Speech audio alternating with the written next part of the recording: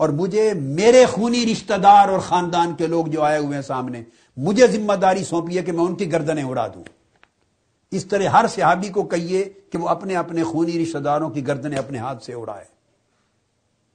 جب سیدنا فاروق اعظم رضی اللہ، ہؤلاء ائمۃ الکفر، یہ سرغنے ہیں کفر کے، سیدنا فاروق اعظم رضی اللہ تعالیٰ عنہ کی جب یہ بیان ہوا، اس پر قرآن مجید کی یہ آیت حضرت فاروق اعظم اور سعد ابن معاذ کی رائے کی تائید میں اتری۔ یہ ان کی شان میں آیتیں اتری، ان کی رائے کی تائید میں۔ آقا علیہ السلام نے اس موقع پر فرمایا، ابن زید روایت کرتے، فقال رسول اللہ صلی اللہ علیہ وسلم لو نزل عذاب من السماء ما نجا منکم احد غیر عمر وسعد بن معاذ، اگر آج اس وقت اللہ کا عذاب نازل ہوتا تو سوائے عمر ابن الخطاب اور سعد ابن معاذ کے کوئی نہ بچتا۔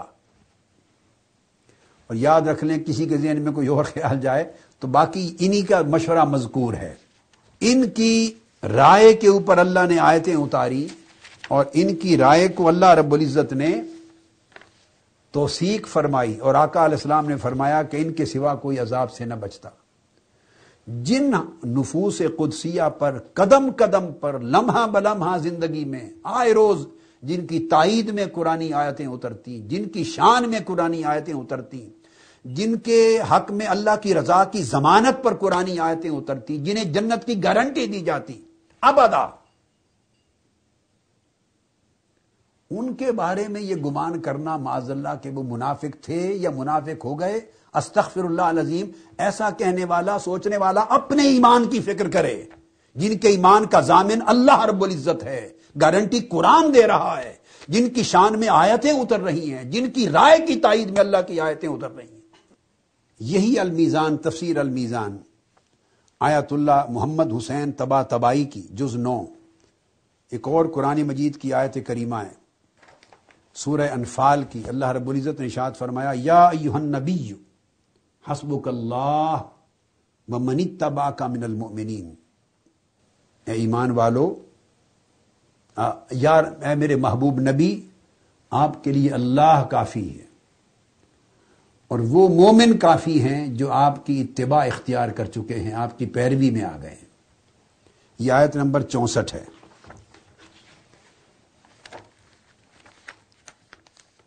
یہ سورہ انفال کی آیت کریمہ ہے۔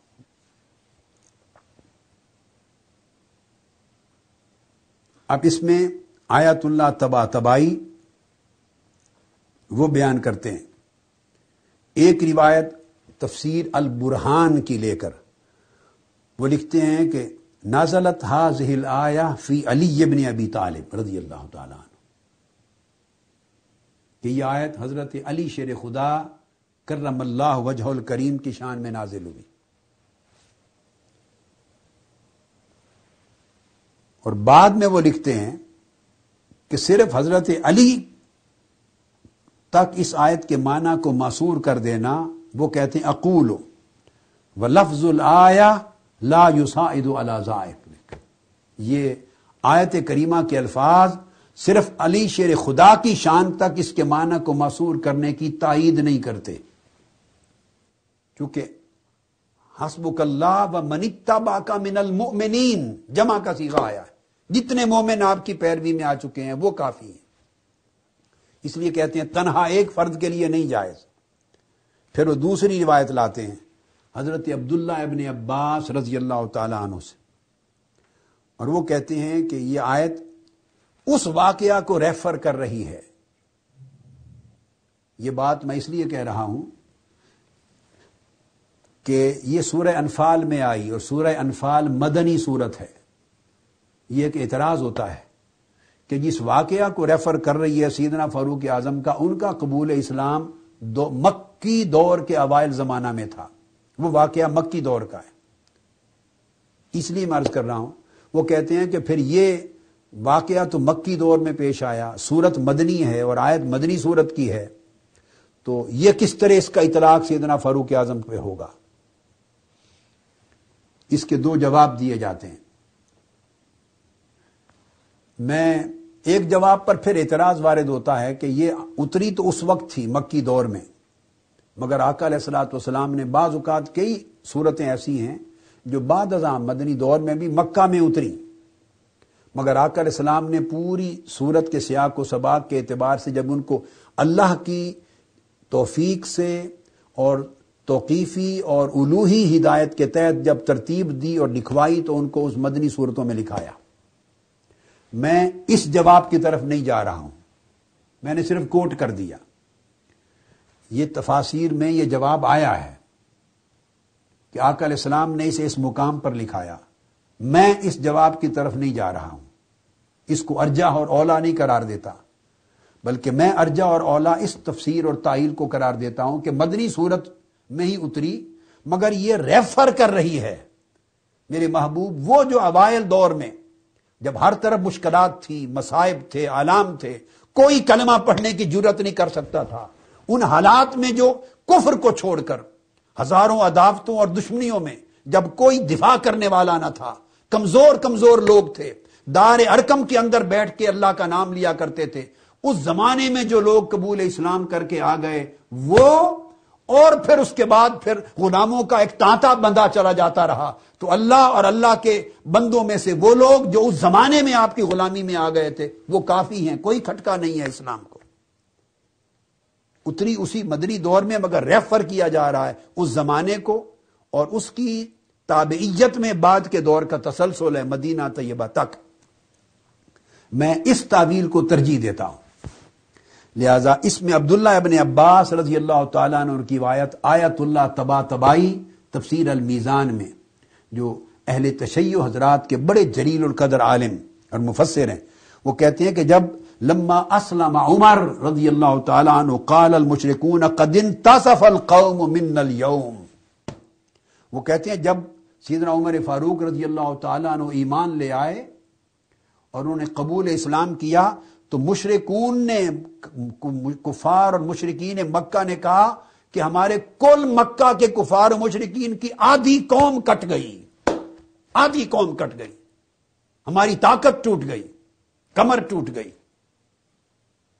ایک عمر نے قبول اسلام نہیں کیا، سمجھے ہماری آدھی قوم کی ہمتیں ختم ہو گئی۔ چونکہ آپ پھر 40 میں تھے، 29 اس سے پہلے قبول اسلام کر چکے تھے،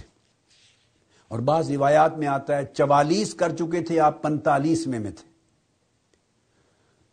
بعض میں ہے کہ 39 قبول اسلام کر چکے تھے آپ 40 میں تھے۔ تاہم جو بھی صورت تھی تو اللہ رب العزت نے اس طرف اشارہ کیا اور آیت آئی یا ایھا النبی حسبک اللہ ومن اتبعک المؤمنین، اللہ اور آپ کی اتباع میں آ جانے والے مومن کافی ہیں آپ کو۔ اور اشارہ اس امر کی طرف بھی ہو سکتا ہے کہ جب انہوں نے قبول اسلام کیا تب صحابہ کرام کے جھرمٹ کو لے کر آقا علیہ السلام کی اجازت سے گھر سے باہر نکلے اور صحن کعبہ میں بآواز بلند اذان کہی اور نماز ادا کی۔ کفار حملہ آور ہوئے تو فاروق اعظم نے تنہا صف آرا ہو کر جنگ کر کے ان کو بھگا دیا کہ ایسا ایک غلام عمر جیسا آپ کی غلامی میں آ چکا۔ اب ابو بکر بھی آ چکے تھے غلامی میں، عمر بھی آ چکے تھے، مولا علی شیر خدا بھی پہلے روز سے آ چکے تھے، عثمان غنی بھی آ چکے تھے، اس لیے فرمایا کہ ایسے مومن، ایسے وفادار کافی ہیں آپ کو۔ اب یہ بیان کر کے آگے وہ بیان کرتے ہیں کہ امام جعفر صادق علیہ السلام صفحہ 133 پر انہوں نے سیدنا علی شیر خدا رضی اللہ تعالیٰ عنہ سے روایت کیا ہے، وفی تفسیر العیاشی عن الحسین بن صالح عن الصادق علیہ السلام عن علی علیہ السلام، وہ کہتے ہیں مولا علی شیر خدا سے امام جعفر صادق نے جو روایت کیا وہ اس روایت کے زیادہ قریب ہے جو کئی طرق کے ساتھ امام سیوطی نے الدر المنصور نے عبداللہ ابن عباس سے روایت کیا ہے، اور عبداللہ ابن عباس کی یہ وہ روایت ہے سیدنا فاروق اعظم والی جو پچھلے صفحے پر بیان کر چکے ہیں۔ وہ کہتے ہیں کہ امام جعفر صادق نے بھی جو روایت کیا مولا علی شیر خدا سے وہ اس عبداللہ ابن عباس کی روایت کے قریب تر ہے۔